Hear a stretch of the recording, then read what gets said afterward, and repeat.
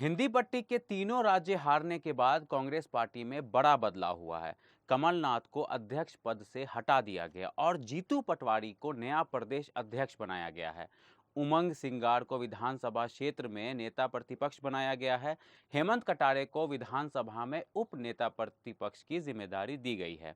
ऐसा कहा जाता है कि जीतू पटवारी राहुल गांधी के बेहद करीब है, इसलिए इस बार चुनाव हारने के बाद भी उनको प्रदेश अध्यक्ष बना दिया गया। आपको बताते हैं पूरा मामला क्या है। नमस्कार, मेरा नाम है रागिब और आप देख रहे हैं द न्यूज़ 15। इन नियुक्तियों से एक बात तो साफ हो गई है कि कांग्रेस में अब पुरानी पीढ़ी के नेताओं का दौर खत्म हो गया है।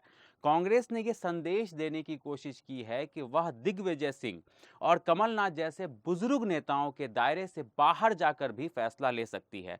खास बात यह है कि पटवारी के कमलनाथ और सिंघार के दिग्विजय सिंह से संबंध ठीक नहीं रहे हैं। जानकार भी मानते हैं कि इन नियुक्तियों में राहुल गांधी का अहम रोल है। हालांकि दोनों के लिए आगे की राह बेहद चुनौतीपूर्ण रहने वाली है। पटवारी ओबीसी वर्ग से आते हैं। लोकसभा चुनाव 2024 में ओबीसी वोटर्स को साधने के लिए कांग्रेस ने ये नया प्रयोग किया है। कमलनाथ को 2018 के विधानसभा चुनाव से पहले कांग्रेस अध्यक्ष बनाया गया था। कमलनाथ के नेतृत्व में 2 बार चुनाव लड़ा गया, लेकिन एक बार हार और एक बार जीत मिली। कांग्रेस को एमपी के लोकसभा चुनाव में करारी हार का सामना करना पड़ा था। कमलनाथ की राजनीति एग्रेसिव नहीं है, जबकि जीतू पटवारी एग्रेसिव राजनीति करते हैं। ऐसे में लोकसभा चुनाव को फोकस करते हुए उन्हें ये इतनी बड़ी जिम्मेदारी दी गई है। लेकिन जीतू पटवारी के लिए भी ये राह इतनी आसान नहीं होने वाली है। जीतू पटवारी और उमंग सिंघार की पहली परीक्षा लोकसभा चुनाव है।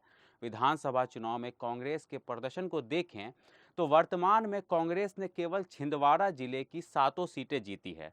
बाकी लोकसभा सीटों पर उसका प्रदर्शन मिला जुला रहा है। 2019 के चुनाव में कांग्रेस को लोकसभा की 29 में से केवल एक सीट छिंदवाड़ा में ही जीत मिली थी। और बात करें जीतू पटवारी और कमलनाथ के संबंध की, तो दोनों में काफी रंजिश देखी गई है। पिछले साल यानी 2022 में बजट सत्र के पहले दिन जीतू पटवारी ने राज्यपाल मंगू भाई पटेल के अभिभाषण का बहिष्कार कर दिया था। उस समय कांग्रेस के कार्यकारी अध्यक्ष थे, लेकिन यह बयान देकर अलग थलग हो गए क्योंकि कमलनाथ ने उनके बयान से किनारा कर लिया था। कमलनाथ ने कहा था कि पटवारी के बयान से कांग्रेस सहमत नहीं है। इसके बाद पटवारी को विधानसभा से पूरे सत्र के लिए निष्कासित कर दिया गया था।